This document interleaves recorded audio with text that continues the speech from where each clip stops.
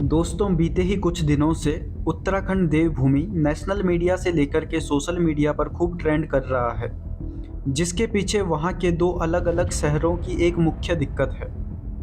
जहाँ हल्द्वानी में एक तरफ सरकार कोर्ट से मंजूरी लेकर के लोगों के घर गिरवाने पर जोर दे रही है, वहीं दूसरी तरफ लोग इसके विरोध में आंदोलन करते सड़कों पर नजर आ रहे हैं। वहीं दूसरी तरफ बद्रीनाथ धाम से कुछ दूर पहले ही पवित्र और ऐतिहासिक पड़ाव जोशीमठ में सड़कों और लोगों के घरों पर बहुत ही बड़ी बड़ी दरारें आ रही हैं, जिसे देखकर आपको लगेगा कि यहाँ पर कोई बहुत ही बड़ा भूकंप तीव्र गति से आया हो। लेकिन ऐसा कुछ भी नहीं हुआ है। जोशीमठ की पूरी ज़मीन ही खिसकने वाली है और कहा जा रहा है कि कुछ ही दिनों में शहर पूरी तरह धंस जाएगा, जिसकी तस्वीरें आप खुद ही देख लीजिए। हल्द्वानी की खबरें तो आप लोगों तक पहुंच ही चुकी होगी, इसलिए आपको जोशीमठ की अहमियत और तबाह होने के पीछे की लापरवाहियों की बात करते हैं। सबसे पहले आपको बताएं कि इस शहर के धार्मिक और ऐतिहासिक महत्व की शुरुआत होती है शंकराचार्य जी से। आदि शंकराचार्य जी ने पूरे भारत में 4 मठों की स्थापना की थी। इनमें से मेन जोशीमठ है, जिसे इतिहास में ज्योतिर्मठ के नाम से भी जाना जाता था। हिमालय की बेशुमार खूबसूरती को अपने अंदर समाये हुए ये शहर आपको सफ़ेद बंजर हिमालय की सफ़ेद खूबसूरती से भी रूबरू करवाता है। जहाँ तक जाने के लिए आपको ऋषिकेश से अपनी यात्रा शुरू करनी होती है और गंगा की दो अलग अलग धाराओं भागीरथी और अलकनंदा को अलग अलग पाते ही 6150 फीट की ऊंचाई पार करते हुए जोशीमठ पहुंच जाते हैं। लेकिन इन सब बातों से एक सबसे ज़रूरी बात, हिंदुओं के सबसे पवित्र स्थान बद्रीनाथ धाम के लिए आपको जोशीमठ से होकर ही जाना पड़ता है। आप में से जो लोग बद्रीनाथ धाम जा चुके हैं, उन्हें इस शहर के बारे में ज़्यादा अच्छे से पता होगा कि यह शहर तीर्थ यात्रा के लिए कितना इम्पोर्टेंस रखता है। बद्रीनाथ के अलावा सिखों के 10वें और सबसे फेमस गुरु गोविंद सिंह जी के नाम पर हेमकुंड साहिब जी के दर्शन के लिए भी इसी शहर से होकर जाना पड़ता है। यानी कि अगर ये शहर धंस जाता है तो आप खुद ही सोचिए कि दो सबसे बड़े तीर्थ स्थल बद्रीनाथ और हेमकुंड साहिब जाने वाले रास्ते का क्या होगा। आम दिनों में अगर आप यहाँ हो तो खूबसूरती के साथ रोमांच का एहसास होगा, लेकिन इस वक्त डर का माहौल बना हुआ है। ज़मीन धंस रही है, पूरे शहर के ढह जाने का खतरा सर पर मंडरा रहा है। जहाँ पहले लोग प्राकृतिक नज़ारे और खूबसूरती के दर्शन के लिए यहाँ आते थे, वहाँ अभी डर का माहौल बना हुआ है। पिछले कुछ दिनों से जोशीमठ के घरों में लगातार दरार की खबरें आ रही थी, लेकिन ये पिछले कुछ दिनों की बात नहीं है। बीते साल नवंबर में धंसने से और घरों की दीवार दरकने से लोग इस मुसीबत में हैं और डरे हुए हैं, सहमे हुए हैं। The holy town of Joshimath, Uttarakhand is crumbling. आज नेशनल लेवल पर इसकी चर्चा तब होने लगी जब इस शहर के मेन रोड पर एक बड़ी दरार आ गई। इसी के बाद यहाँ के लोगों को घरों के ढह जाने का खतरा लगने लगा और लोकल लोग इसके विरोध में सड़कों पर मशाल लेकर आ गए। जोशीमठ के मारवाड़ी ब्लॉक में 6 जनवरी 2023 को ज़मीन फाड़कर पानी निकलने लगा। वहाँ जेपी कंपनी की 35 बिल्डिंगों को खाली कराना पड़ा और ये सब देखकर कई लोगों ने अपना घर छोड़कर सेफ जगह और रिश्तेदारों के घर शरण ले ली। इसके अलावा वहाँ के एडमिनिस्ट्रेशन ने भी 93 घरों को माइग्रेट कर दिया।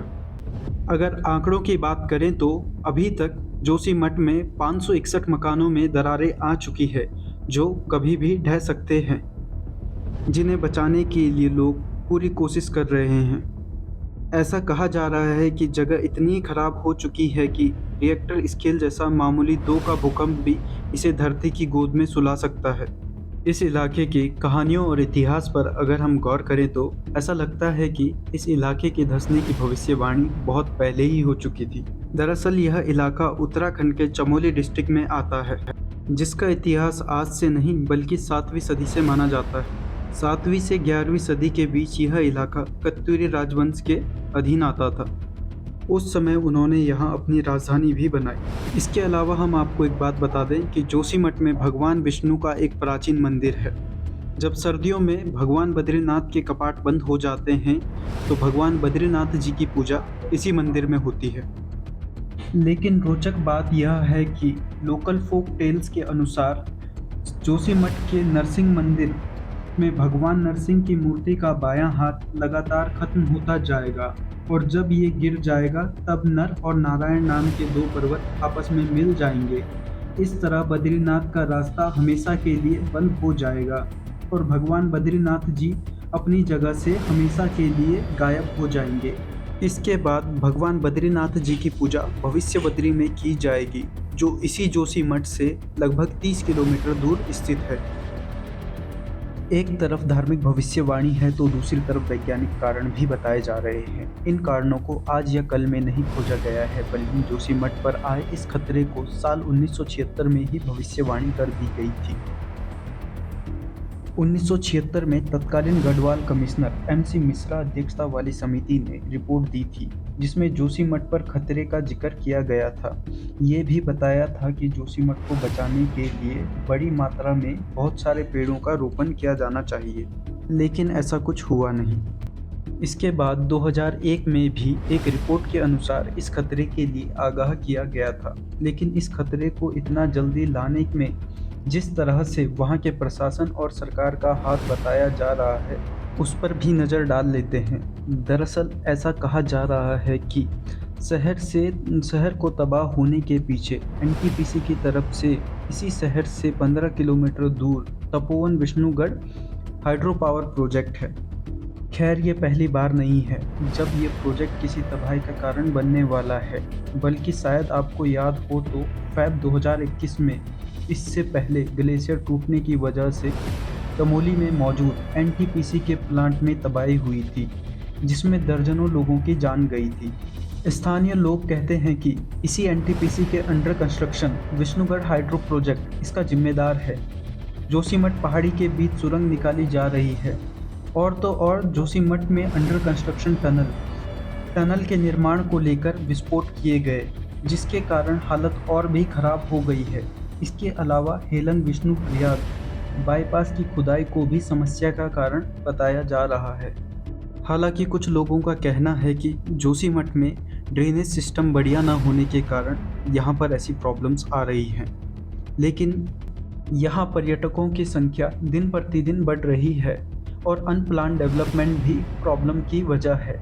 यह सरकार की गलती इसलिए है कि उसे 1970 के दशक में ही पता चल गया था कि यह शहर कितना कमज़ोर है। उसके बावजूद भी यहाँ पर निर्माण का कार्य चलता रहा और कोई रोक नहीं लगाई गई। वैज्ञानिक ये मानते हैं कि लगभग इन दरारों को भर पाना अब बहुत ही मुश्किल है। अब इस शहर को तबाह होने से बचाना बहुत ही मुश्किल काम है। इसी आने वाली आपदा के कारण विश्व का सबसे लंबा ओली रोपवे भी पर्यटकों के लिए रोक दिया गया है। हेलंग विष्णुगढ़ बाईपास का कार्य भी रोक दिया गया है। लेकिन दुखद बात तो यह है कि जिसकी चेतावनी लगभग 50 साल पहले आ चुकी थी और बीच बीच में सरकार को चेतावनियां दी जा रही थी, उस पर भी सरकार ने कोई एक्शन नहीं लिया और अब हालत इतनी बुरी हो गई है कि जोशीमठ को तबाह होने से कोई नहीं बचा सकता। खैर, अब से भी अगर सरकार सचेत होती है और किसी भी शहर के साथ ऐसा ना होने देने का संकल्प लेती है, तभी हमारे पहाड़ों की खूबसूरती संपदा बची रह पाएगी। आपकी इस मामले में क्या राय है? हमें कमेंट करके ज़रूर बताएं।